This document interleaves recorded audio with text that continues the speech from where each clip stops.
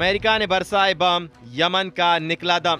Houthi विद्रोहियों के खिलाफ अमेरिका का ऑपरेशन, हवाई हमलों से दहल उठा पूरा यमन, जेल में बिछ गया लाशों का ढेर। यमन के उत्तरी प्रांत सादा में सोमवार को अमेरिकी हमले में 68 लोगों की मौत हो गई। ये हमला अफ्रीकी प्रवासियों को रखने वाले एक डिटेशन सेंटर पर किया गया। रिपोर्ट्स के मुताबिक इस जेल में 115 कैदी थे, जिनमें से 47 घायल भी हुए हैं। घायलों का इलाज के लिए अस्पताल ले जाया गया है। इनमें से ज्यादातर की हालत गंभीर बताई जा रही है। यमन की अल मसीरा टीवी ने इस हमले की जो फुटेज जारी की है, उसमें सादा में डिटेशन सेंटर पर बमबारी के बाद मलबे में पड़े कई शव दिखाई दे रहे हैं। सादा के जनरल रिपब्लिकन अस्पताल ने टेलीग्राम पर एक पोस्ट में कहा कि दर्जनों लोगों की मौत हुई है और कम से कम 50 घायल लोग अस्पताल में भर्ती कराए गए हैं। फिलहाल इस हमले को लेकर अमेरिका सेना की तरफ से कोई प्रतिक्रिया नहीं आई है। हालांकि अमेरिकी सेंट्रल कमांड ने हमले की खबर सामने आने से पहले एक बयान जारी कर कहा था कि वे अपने एयर स्ट्राइक मिशन के बारे में कोई जानकारी साझा नहीं करेंगे। सेंटकॉम ने कहा, ऑपरेशनल सुरक्षा बनाए रखने के लिए हमने जानबूझकर अपने मौजूदा या भविष्य के अभियानों की डिटेल्स के बारे में कम से कम जानकारी शेयर की है।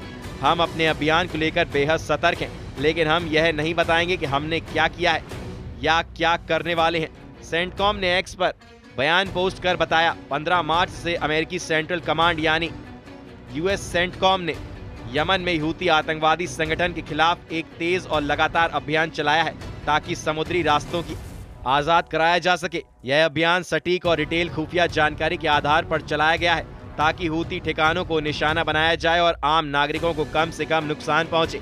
जब तक हूती विद्रोही समुद्री मार्गों में बाधा डालते रहेंगे, हम उन पर दबाव बढ़ाते रहेंगे और उनकी ताकत को कमजोर करते रहेंगे।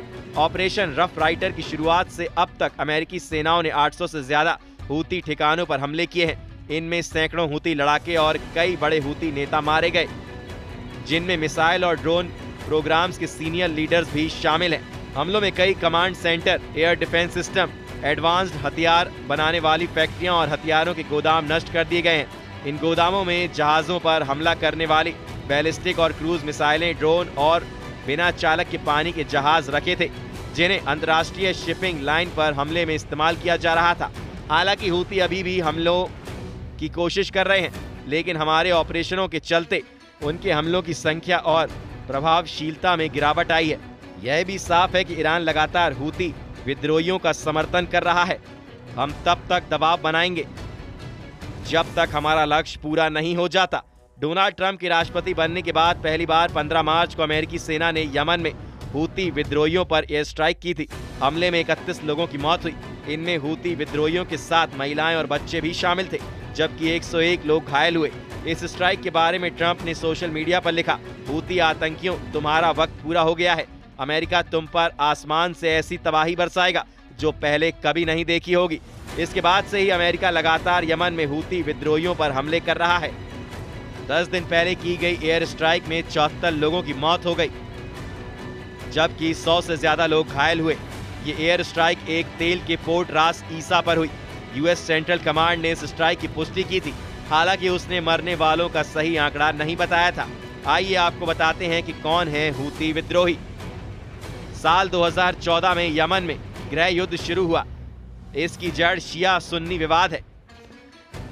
कार्नेजी मिडिल ईस्ट सेंटर की रिपोर्ट के मुताबिक दोनों समुदायों में हमेशा से विवाद था, जो 2011 में अरब क्रांति की शुरुआत से गृह युद्ध में बदल गया। 2014 में शिया विद्रोहियों ने सुन्नी सरकार के खिलाफ मोर्चा खोल दिया। इस सरकार का नेतृत्व राष्ट्रपति अब्दर बब्बू मंसूर हादी कर रहे थे। हादी ने अरब क्रांति के बाद लंबे समय से सत्ता पर काबिज पूर्व राष्ट्रपति अली अब्दुल्ला सालेह से फरवरी 2012 में सत्ता छीनी थी। हादी देश में बदलाव के बीच स्थिरता लाने के लिए जूझ रहे थे। उसी समय सेना दो फाड़ हो गई और अलगाववादी हूती दक्षिण में लामबंद हो गए। अरब देशों में दबदबा बनाने की होड़ में ईरान और सऊदी अरब भी इस गृह युद्ध में कूद पड़े।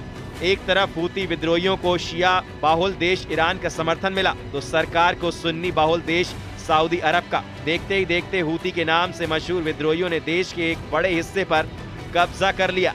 2015 में हालात ये हो गए कि विद्रोहियों ने पूरी सरकार को निर्वासन में जाने पर मजबूर कर दिया।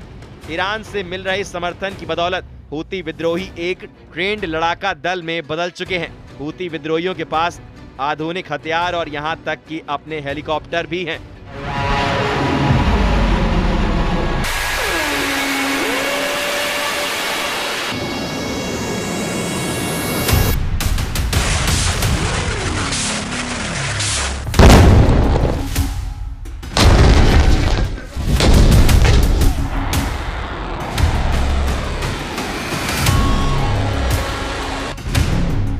अमेरिका ने बरसाए बम, यमन का निकला दम।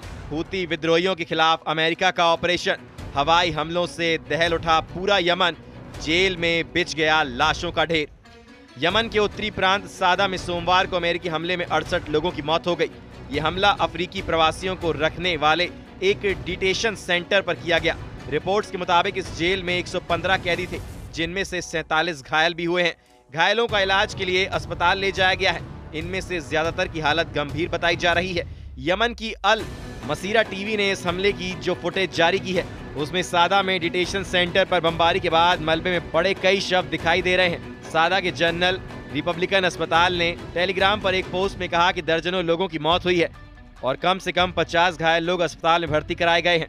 फिलहाल इस हमले को लेकर अमेरिका सेना की तरफ से कोई प्रतिक्रिया नहीं आई है। हालांकि अमेरिकी सेंट्रल कमांड ने हमले की खबर सामने आने से पहले एक बयान जारी कर कहा था कि वे अपने एयर स्ट्राइक मिशन के बारे में कोई जानकारी साझा नहीं करेंगे। सेंटकॉम ने कहा, ऑपरेशनल सुरक्षा बनाए रखने के लिए हमने जानबूझकर अपने मौजूदा या भविष्य के अभियानों की डिटेल्स के बारे में कम से कम जानकारी शेयर की है। हम अपने अभियान को लेकर बेहद सतर्क हैं, लेकिन हम यह नहीं बताएंगे कि हमने क्या किया है या क्या करने वाले हैं। सेंटकॉम ने एक्स पर बयान पोस्ट कर बताया, 15 मार्च से अमेरिकी सेंट्रल कमांड यानी यूएस सेंटकॉम ने यमन में हूती आतंकवादी संगठन के खिलाफ एक तेज और लगातार अभियान चलाया है ताकि समुद्री रास्तों की आजाद कराया जा सके। यह अभियान सटीक और डिटेल खुफिया जानकारी के आधार पर चलाया गया है ताकि हूती ठिकानों को निशाना बनाया जाए और आम नागरिकों को कम से कम नुकसान पहुंचे। जब तक हूती विद्रोही समुद्री मार्गों में बाधा डालते रहेंगे, हम उन पर दबाव बढ़ाते रहेंगे और उनकी ताकत को कमजोर करते रहेंगे। ऑपरेशन रफ राइडर की शुरुआत से अब तक अमेरिकी सेनाओं ने 800 से ज्यादा हूती ठिकानों पर हमले किए हैं। इनमें सैकड़ों हूती लड़ाके और कई बड़े हूती नेता मारे गए, जिनमें मिसाइल और ड्रोन प्रोग्राम्स के सीनियर लीडर्स भी शामिल हैं। हमलों में कई command centre, air defence system, advanced हथियार बनाने वाली फैक्ट्रियां और हथियारों के गोदाम नष्ट कर दिए गए हैं। इन गोदामों में जहाजों पर हमला करने वाली बैलिस्टिक और क्रूज मिसाइलें, ड्रोन और बिना चालक के पानी के जहाज रखे थे, जिन्हें अंतर्राष्ट्रीय शिपिंग लाइन पर हमले में इस्तेमाल किया जा रहा था। हालांकि हूती अभी भी हमलों की कोशिश कर रहे हैं, लेकिन हमारे ऑपरेशनों के चलते उनके हमलों की संख्या और प्रभावशीलता में गिरावट आई है। यह भी साफ है कि ईरान लगातार हूती विद्रोहियों का समर्थन कर रहा है। हम तब तक दबाव बनाएंगे जब तक हमारा लक्ष्य पूरा नहीं हो जाता। डोनाल्ड ट्रंप के राष्ट्रपति बनने के बाद पहली बार 15 मार्च को अमेरिकी सेना ने यमन में हूती विद्रोहियों पर एयर स्ट्राइक की थी। हमले में 31 लोगों की मौत हुई। इनमें हूती विद्रोहियों के साथ महिलाएं और बच्चे भी शामिल थे, जबकि 101 लोग घायल हुए। इस स्ट्राइक के बारे में ट्रंप ने सोशल मीडिया पर लिखा, हूती आतंकियों, तुम्हारा वक्त पूरा हो गया है। अमेरिका तुम पर आसमान से ऐसी तबाही बरसाएगा जो पहले कभी नहीं देखी होगी। इसके बाद से ही अमेरिका लगातार यमन में हूती विद्रोहियों पर हमले कर रहा है। 10 दिन पहले की गई एयर स्ट्राइक में 74 लोगों की मौत हो गई, जबकि 100 से ज्यादा लोग घायल हुए। ये एयर स्ट्राइक एक तेल के पोर्ट रास ईसा पर हुई। यूएस सेंट्रल कमांड ने इस स्ट्राइक की पुष्टि की थी, हालांकि उसने मरने वालों का सही आंकड़ा नहीं बताया था। आइए आपको बताते हैं कि कौन है हूती विद्रोही। साल 2014 में यमन में गृह युद्ध शुरू हुआ। इसकी जड़ शिया सुन्नी विवाद है। कार्नेजी मिडिल ईस्ट सेंटर की रिपोर्ट के मुताबिक दोनों समुदायों में हमेशा से विवाद था, जो 2011 में अरब क्रांति की शुरुआत से गृह युद्ध में बदल गया। 2014 में शिया विद्रोहियों ने सुन्नी सरकार के खिलाफ मोर्चा खोल दिया। इस सरकार का नेतृत्व राष्ट्रपति अब्दर बब्बू मंसूर हादी कर रहे थे।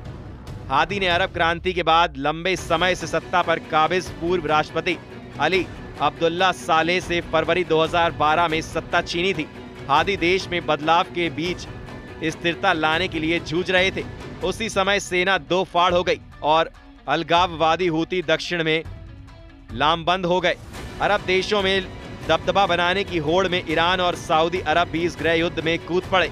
एक तरफ हूती विद्रोहियों को शिया बाहुल देश ईरान का समर्थन मिला तो सरकार को सुन्नी बाहुल देश सऊदी अरब का। देखते ही देखते हूती के नाम से मशहूर विद्रोहियों ने देश के एक बड़े हिस्से पर कब्जा कर लिया।